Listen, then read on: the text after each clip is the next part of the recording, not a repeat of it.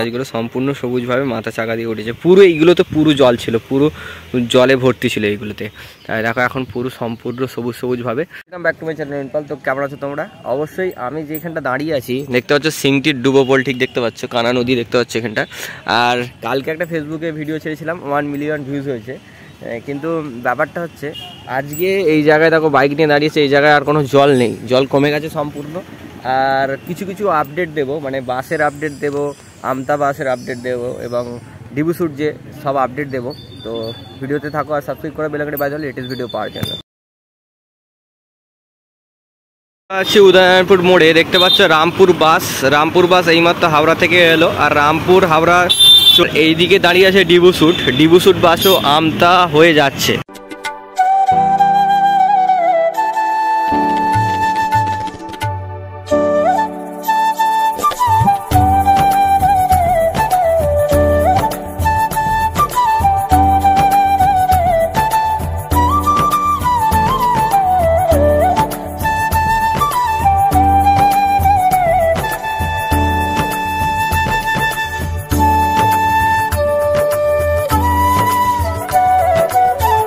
দামোদরের এখন অবস্থা দেখো, মোটামুটি জল প্রায় কমে গেছে।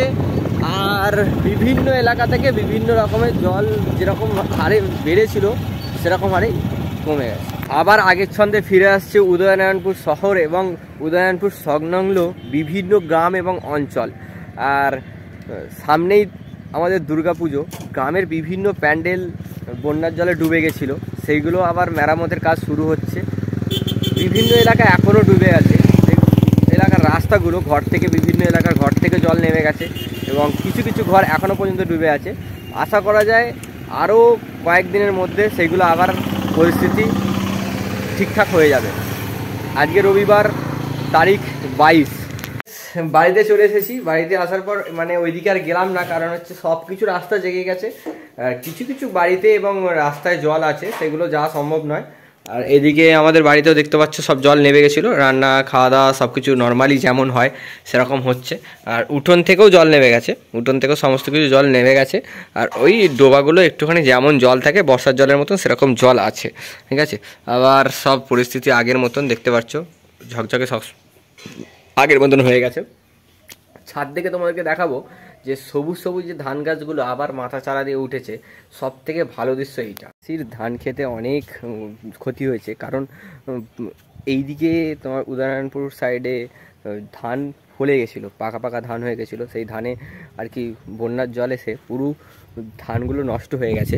আর এইখানে দেখো সম্পূর্ণ সবুজ সবুজ ধান গাছ, পুরো ধান গাছগুলো সম্পূর্ণ সবুজভাবে মাথা চাকা দিয়ে উঠেছে। পুরো এইগুলো তো পুরো জল ছিল, পুরো জলে ভর্তি ছিল এইগুলোতে। তাই দেখো এখন পুরো সম্পূর্ণ সবুজ সবুজভাবে। আর আকাশ পুরো ক্লিয়ার, কিন্তু ওয়েদার আপডেট যেটা দেখাচ্ছে যে আজ থেকে কি কাল থেকে বৃষ্টি হওয়ার সম্ভাবনা আছে। আবার সতর্ক একটা দিয়েছে। তো সবাইকে এটা বলবো যে বৃষ্টি আসছে, নিম্নচাপ, একটা বড় নিম্নচাপ আছে। একজন আপডেট চাইছিলে হচ্ছে যে পাঁচরুল থেকে 24পুর হয়ে ওইদিকে যাওয়া যাচ্ছে কিনা। দেখো যারা পাঁচরুলের এই দিকে আছো, মোটামুটি ওই ক্যাংরাই কুমারপুরের ওইখানটা হালকা হালকা জল যাচ্ছে এখনও রাস্তায়, তারপরে তোমরা যেতে পারবে। কিন্তু 24 ফুট থেকে ওই দিকে যেতে গেলে ওই দিকে একটা বলাই চকের ওখানে একটা হানা হয়েছে, কিন্তু ওই দিকে আর যাওয়া যাচ্ছে না। অর্থাৎ 24 ফুট পর্যন্ত তোমরা যেতে পারবে। আর এই দিকে হচ্ছে যে লাস্ট আপডেট যেটা, রামপুর হাওড়া চলছে বাস, এবং তারকেশ্বর থেকে ডিবুসুট টপকে আসা যাচ্ছে না, ডিবুসুট থেকে তারকেশ্বর ওইদিকে যাওয়া যাচ্ছে না। মানে তারকেশ্বর যে বাসগুলো, সেই বাসগুলো আবার একবার বলছি উদয়নারায়ণপুর বাস স্ট্যান্ড থেকে তোমার জগৎবল্লভপুর হয়ে হাওড়া যাচ্ছে, ঠিক আছে। উদয়নারায়ণপুর হাওড়া চলছে যেরকম চলছে, ডিবুসুট হাওড়া চলছে যেরকম চলছে, পাঁচরুল হাওড়া চলছে যেরকম বাস সম্পূর্ণ চলছে, ঠিক আছে।